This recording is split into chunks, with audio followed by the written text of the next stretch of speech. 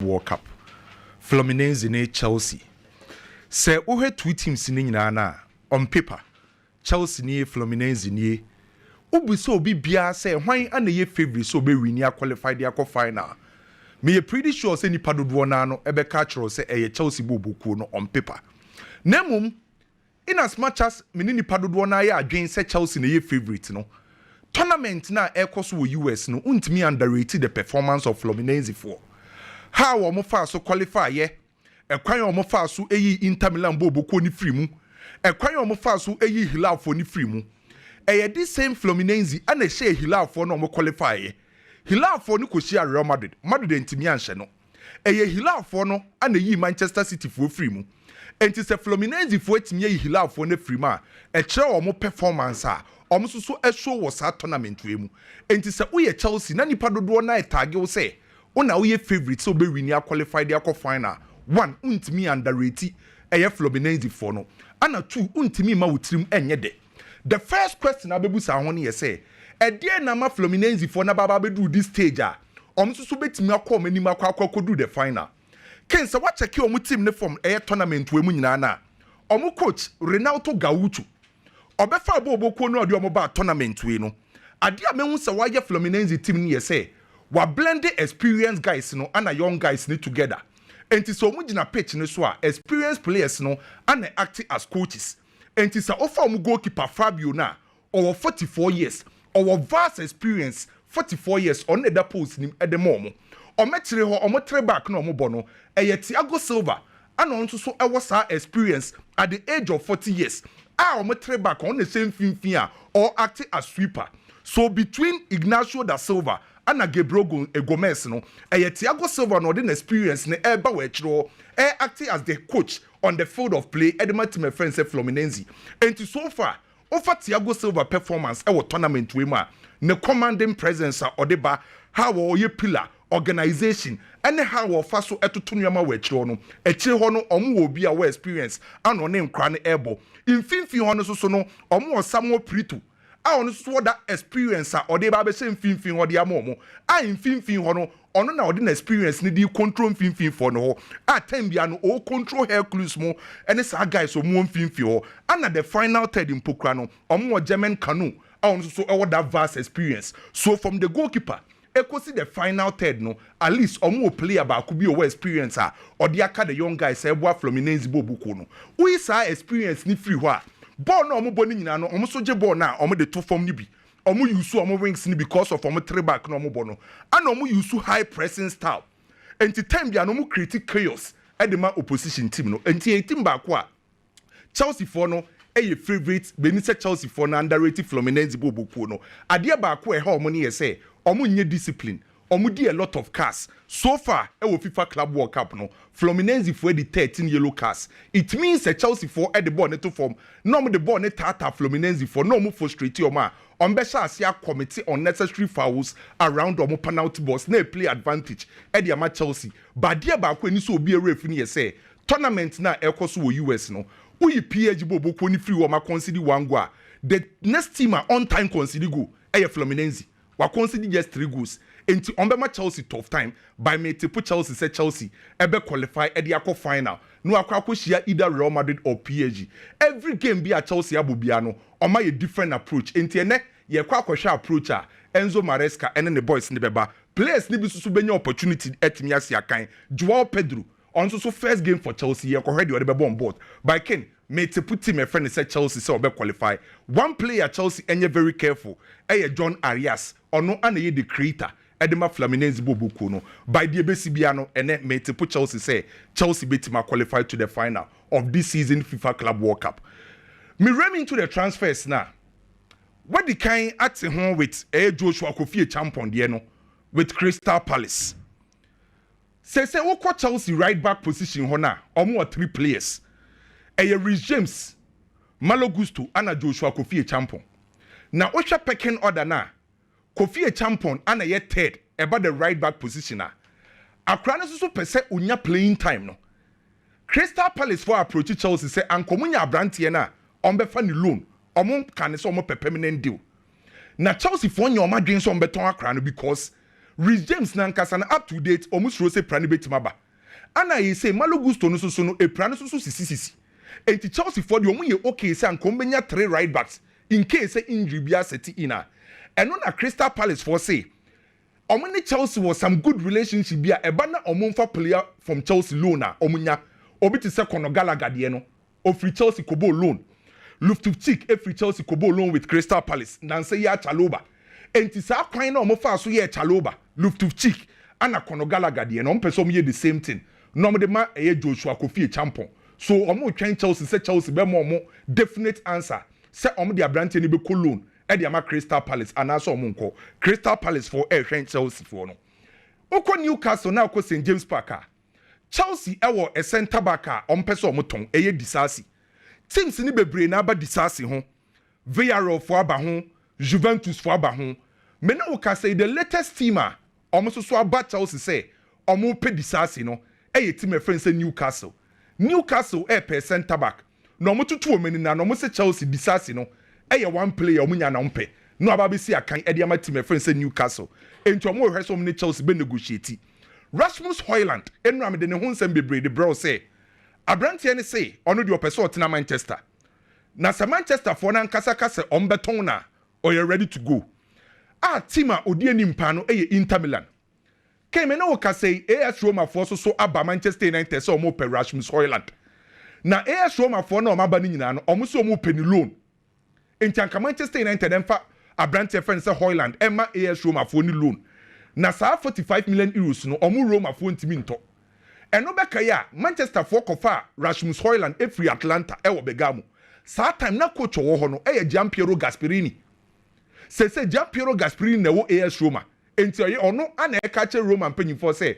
omo nkofa Højlund em free Manchester em fambra e AS Roma loan enti say Roma for the omo ho adim Rasmus Højlund e deal no menu wadi eye indeed ho nkomo bebre say teams na ba ne ho Manchester air monitor Everton air monitor Juventus air monitor ana Ali was Saudi air monitor na ye say indeed yakodi nkomo bi a o say one de teams aba ni nyina no pe Manchester indeed ese teams o maba na afa ni nyina no team onye obebo pa na Manchester United owo eye relegation release clause no contract no Leicester sign no e chemu se Leicester call relegation na obi ade 9 million pounds ba e wo so omoton indeed boy ni so ono de o Manchester United Granit Xhaka eye Leverkusen for midfielder yenim se Granit Xhaka de obe move akọ Italy a AS Roma boy ni mpokra ni AS Roma for areche AC Milan for areche personal agreement so AC Milan ne Granit Xhaka areche personal agreement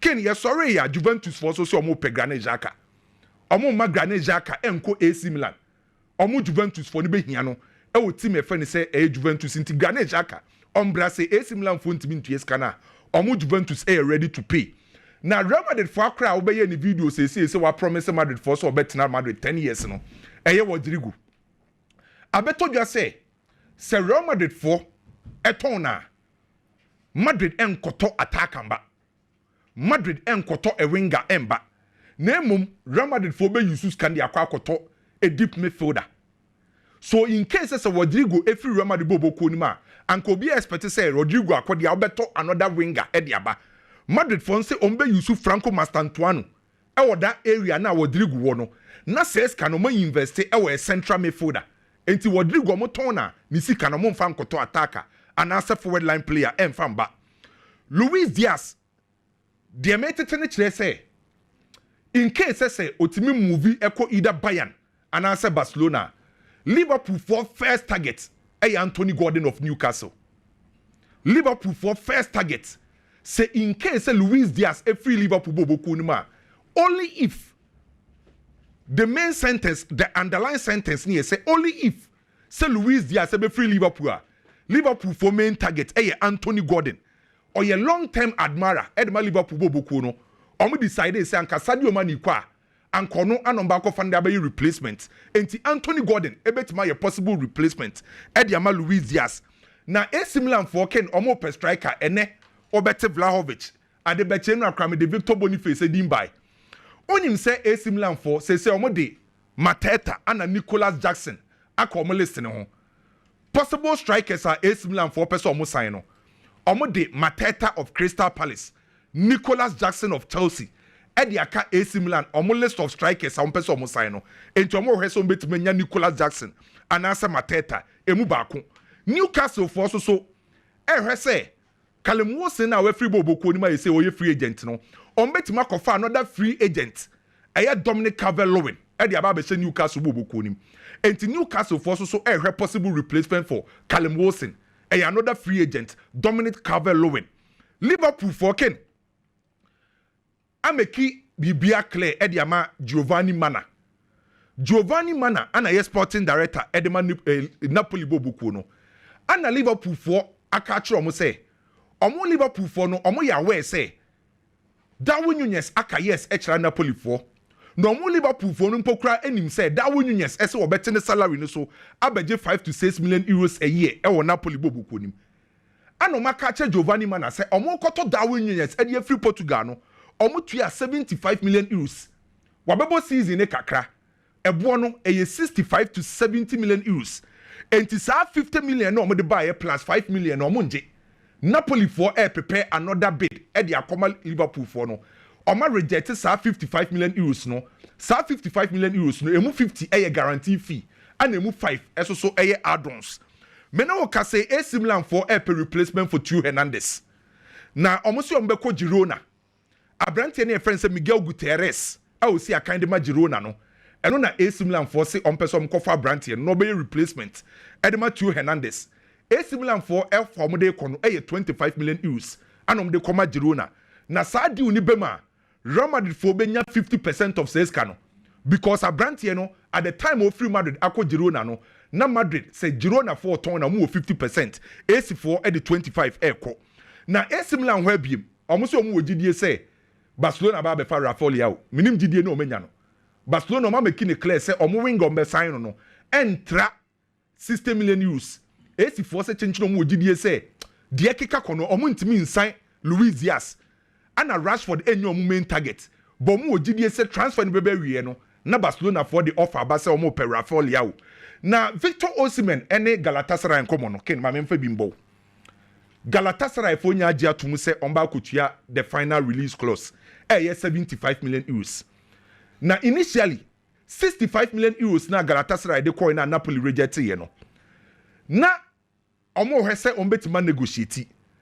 Na report ne kire say Sunday ana Victor Osimhen na nkasa frɛ Galatasaray for mpanyimfo. So Sunday etwa mu na ofro mo no. Ana Galatasaray president ana mpanyimfo no omo ko hia ye e Rams Park. Omo ko hia wo Rams Park no.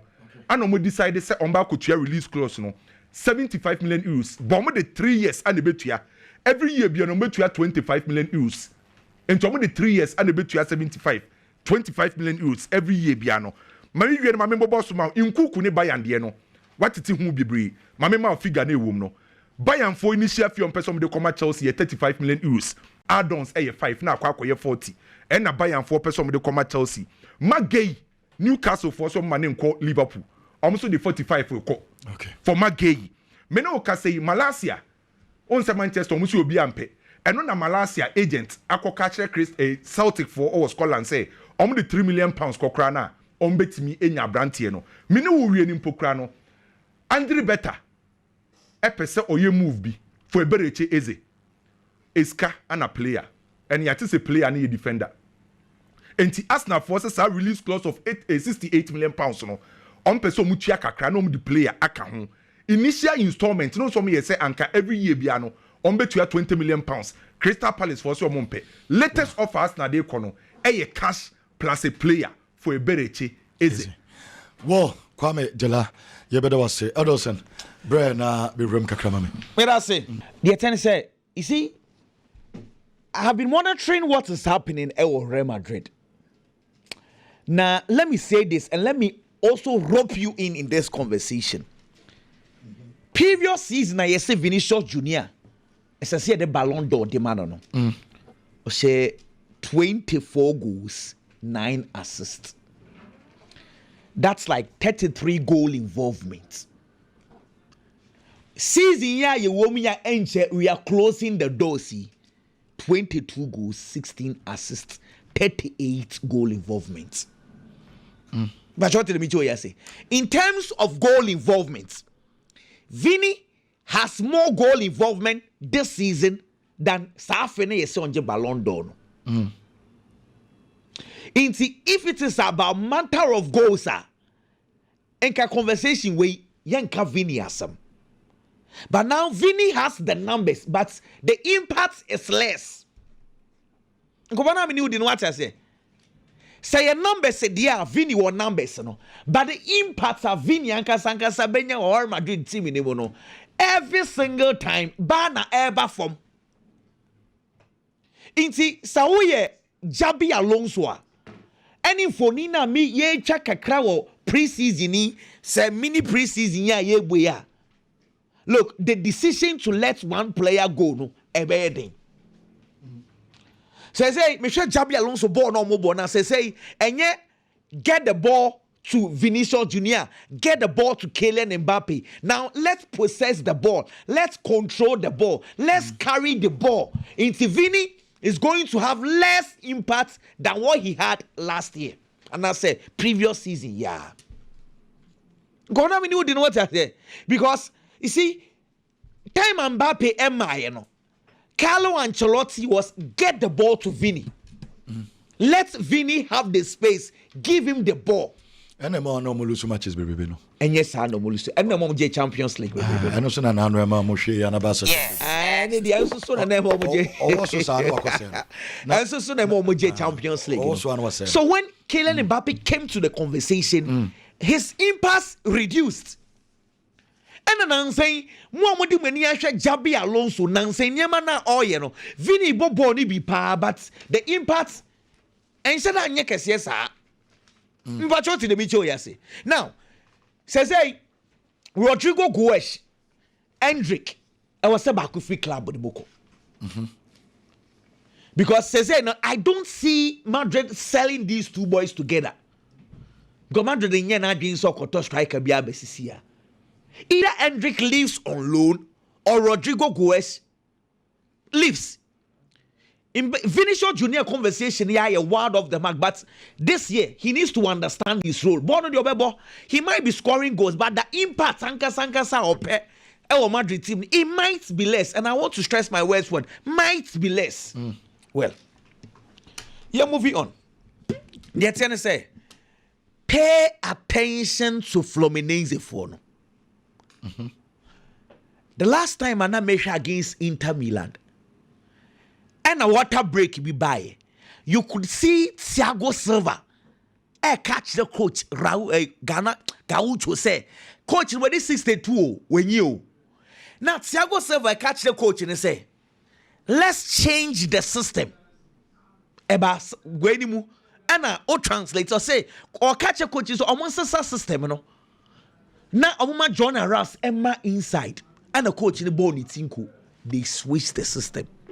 Now, Sanfonia make the actual which say a coach otie the players. Now, a 62-year-old coach when he will not listen to any player. So bet you watch his experience. Today, Chelsea are going to play Oluman for old boogies. Now, Chelsea are going to play team with a lot of experience. Omo goalkeeper ni yefene Fabio.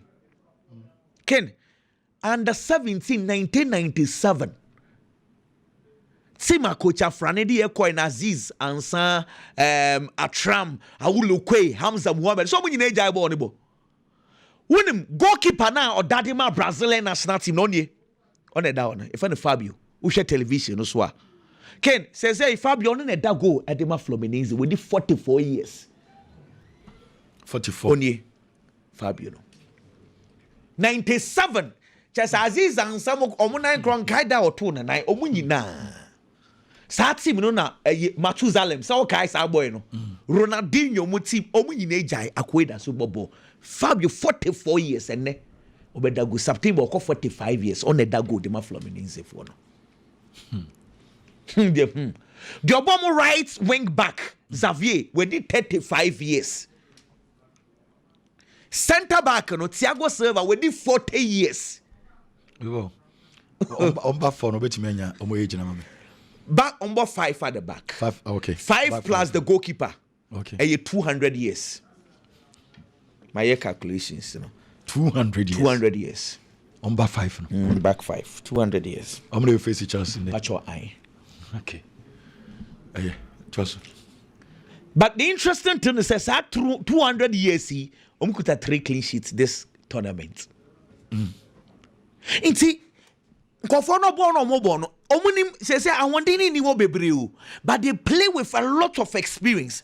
Opetima, Club World Cup, yeah, Omunkuta possession, Omunfaboni bebreu, Omumaboni bebreu. Seems that now I was checking the list of teams they could have possession pa. Out of 32 teams, no, I'm talking 22. I'm for possession in Yashi. Yet the few chances they get, they know how to put the ball in the net. Normal striker, no. German Kanu, when he 37 years old. Striker, no. Only John Arrest about 9 and 10. 37 years. On average age, bet about 20, 29 years. Oh, about 30 years. Go Crafo. Your Luman Boogie team. And now, it's not some Kofono, and yet Tiago almost at Tiago Silva now, or Dean among for Bonnie. But senior man for whom 44-year-old goalkeeper. 44-year-old goalkeeper. I know that go no come. Only Aziz and Samo. Ani Aziz Atram Godwin Atram or more Ike Afrani team no is Yanko Pomfa the crazy. Inti Chelsea would have to make good use of the least chances they get. Because and from say Fluminense the one will sit deep, allow Chelsea to take the possession. Chelsea form possess it, but Saboni free or mun semwa. Kofoni bet me punish you. Me pa Chelsea lineup. A dependence on the double pivots. Anytime you see Moises Caicedo, Romeo Lavia, nature say Makukurela, obey inventi as a number 8 or number 10, or Obeka back 3 no. Sene Romeo Lavia or Mobonibi. I am looking at the Chelsea double pivot. Say Enzo Moises Caicedo. I just say either Chelsea's right back or the left back. Bakube inventi abeshe midfield. Once the left back inventi say Kuku inventi beshe midfielder. Chelsea left wing wano ombe here Pedro Neto Madueke. They will not need Joao Pedro or any of the footballers Anase Kupama. In the Chelsea lineup, Rihanna normally it's a double pivot. So the last game I'm against Palmeiras, Chelsea normally on build up a 3-2-5. By their last game, only in 3-1-6. The reason is say Palmeiras they do not know how to press. It's Omujai Andre Santos on Kwanso no engine as a defensive midfield. No one pushy plus no be bring with him. Now the same way I'm expecting the same style because South Fluminense the for no Omu Chelsea be. They wait for Chelsea to make a mistake. Now, I'm going to pounce it on. They toss you. Ken, they are called to Barcelona, Nico Williams, and Bilbao have the Tabasso. Asamna Ram Kakra, Tio. Tabas said intro. Me watch your story in Indian and say, Nancy, Oko Spain, who ever say allegedly Javier Tabas, Ecosia Bilbao for no. And no do documents Emma Bilbao for the Barcelona for sika something and a Bilbao for no so comma boy any agent Felix Tainter and a Felix Tainter so a king kai mu no unse kai kofoni sika samunye and no call request say sa clause no say man register me ameko free. That is the story of which they took papa no so said Tabas say no cra na say no cra. We expect and said Tabas be Bible and Bible chichirim. But you see, Ken, what I don't understand about this whole buha and say Barcelona for in quotes omotan for pane Nico Williams. Yet their lover boy Lami Yamal nadam for no. What did the big say? Barcelona, Omuja Javier Tabas pa. Laporta so down for pa ni Tabas. So where do these guys stand? Tio. Asamono ni tintini nyina ni say. Sa VIP seats no. According to Barcelona, almost auditors na audit. Auditors na audit we and almost say sa VIP seats no ma pass ma Barcelona for into Barcelona can get back to 1:1. Yeah. Javier Tabas has insisted over best 6 months in say on jintum In the time of Barcelona negotiations for Nico Williams, Javier Tebas countless occasion or by interview Biano or say Barcelona cannot register the boy. And then was a Barcelona for you baby. But I don't understand Papa Ifana Laporta. Tebas make him move be a negative about Barcelona. He's always quiet. I don't Tio, Tabasi on the Madrid phone count. But it's serious obey the document be comment. A horno. Tell me say allegedly. Say one day obey on so okay, so say no correct na Barcelona with evidence. The courts they would get this man out of office. If Barcelona do not do that, and I just say no correct, try no much and throw their two papa no so. But what the meet you ask? But say the attorney say Elanga £55 million. A trigger clubs need now to revisit their transfer and reevaluate their place again. So Elanga last season she 6 goals. You're turning 50. You're turning £55 million. Then Chelsea are like, no. Then the mad wake. You're turning 50 bill. Well, say the next thing goes to Bigimo. They say if Manchester United are not very quick about this decision about the Mbuemu. Say, Brentford for so are revisited because if a 6-goal player adjust £55 million as an evaluation, Obia said 20 goals in the English Premiership. As I said, what say? It's all 90. So the more you wait, the more evaluation as a Chelsea for no Sakra say kudu sukra mo be 60 million. Say kudu 60 kra no. Mo kotom Madueke saying. Say kudu say 5 goals. Madueke say. Say be 11. As a Madueke also. You know, say clubs necessary. Man yan the faster.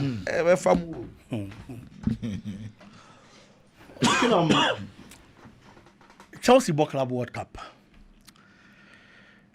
Chelsea shouldn't underrate Fluminense.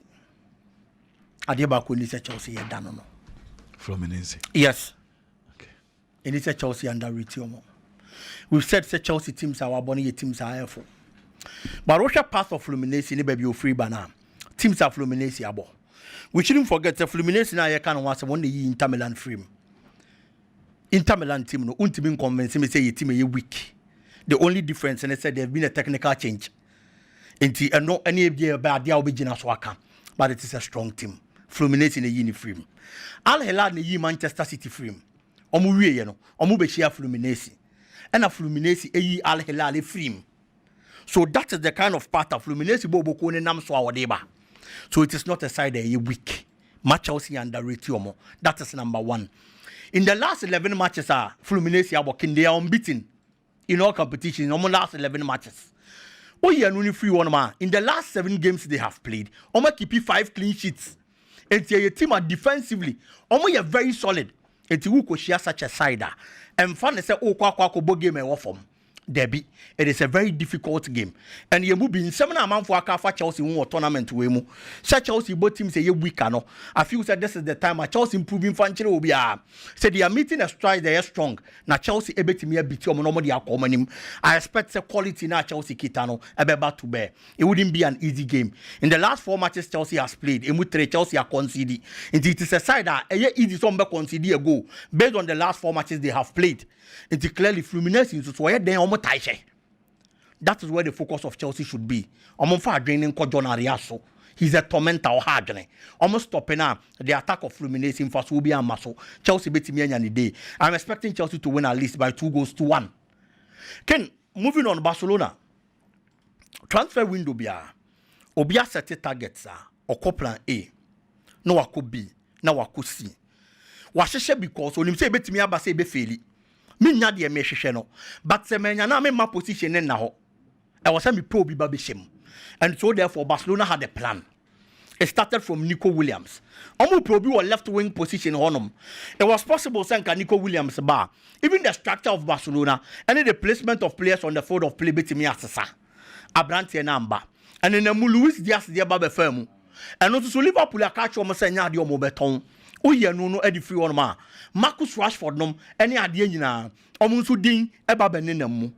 Edin ba ko ababa betom se si amene wo kasa yi e Barcelona e ya kwada e friend say Xavi Simons 22-year-old left winger and then attacking midfielder for RB Leipzig.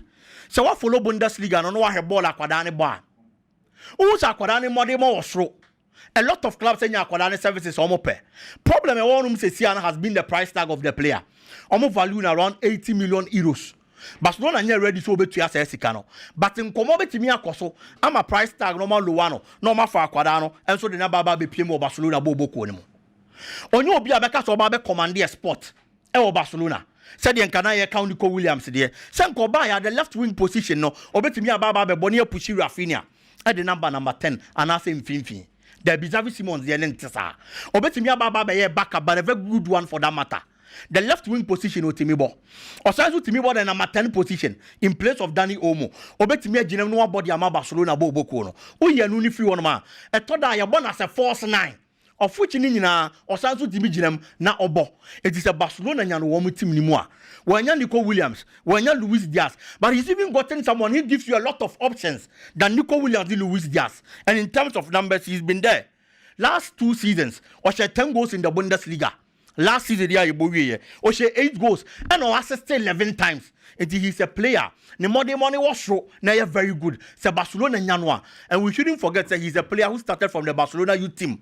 Or shall see free Barca anymore. And Barca loves to get these players. Say they better adaptation any problem and some fan mano. So Barcelona should make sure say omoni akwada ni bedim komo nomoni RB Leipzig aka price tag ne wasem no matimi anya akwada no 22 years obetimi understudy Rafinha no understudy ni ye enkodu se Rafinha free system ni no no okacha sa position na oboni ye e dia ma Barcelona cause he's a good player. Okay, moving on. Chelsea team no there are players from Obam. It's in common I no clearly. Ebinum susu be film. Now no ni edi no ni Madueke hon komo. Say like it obeti me free ball boko him. Say no ni Madueke free Chelsea because if you send the performance nya.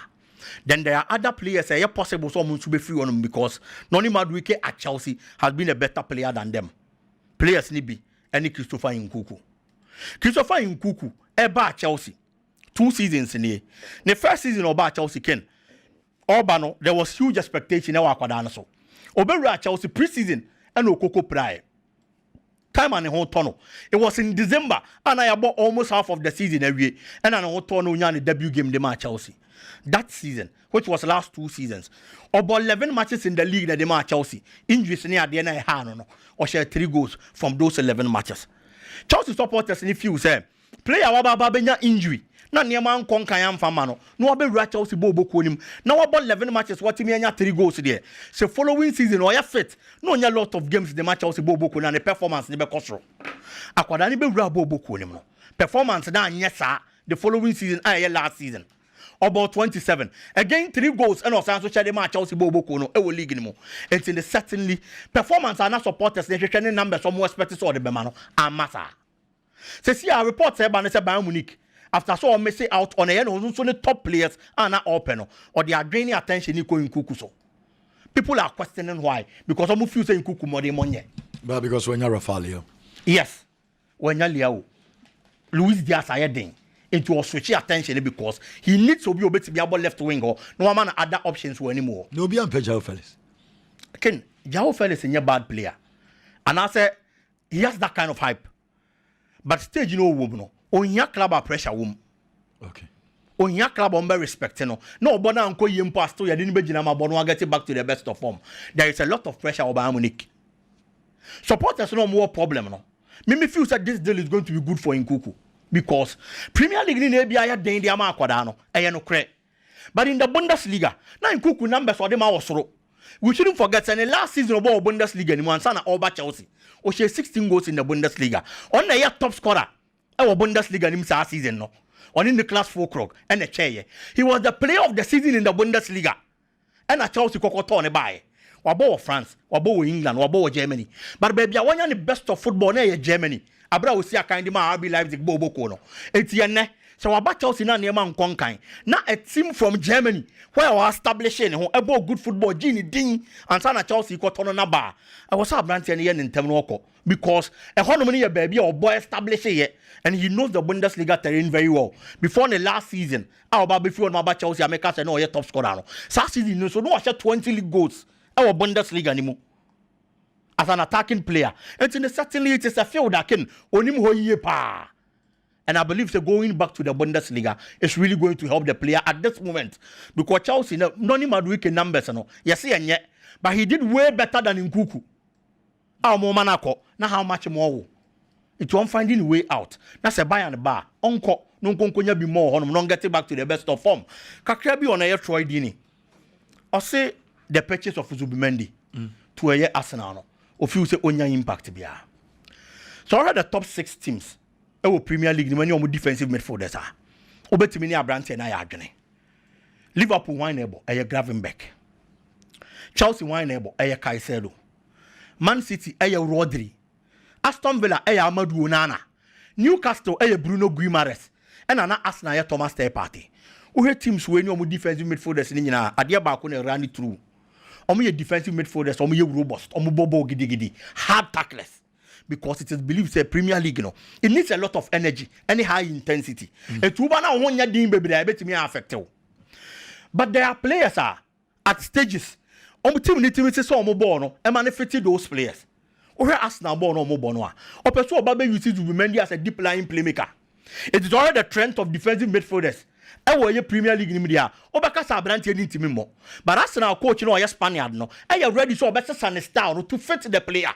No one creative from deep areas. Ed Yama Brantiano, Ekobasa, Arsenal been a lot of the boss. Pressure be more also. Now Kobasa defensive midfielder and I was also supporting defenders. Now a lot of tackling. It's in as much as say you Premier League defensive midfielders, or you robust, no more giddy. Not tried in your seminar or can no creno. I believe Sir Martin Zubimendi, at least Euros in against England.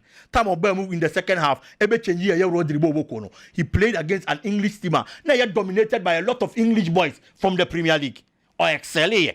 On your 92% of the passes right. A Juma in the bar creating from the deep as a defensive midfielder. He was able to do it and do it well against players from the Premier League. And so therefore, we need to read in Yagane. Abranti and Shasia. Now you had a performance for Arsenal now for young Jajeno. But as we speak, game in Yan Shasia, mean to me, Casa won't to me, Monfa Masna.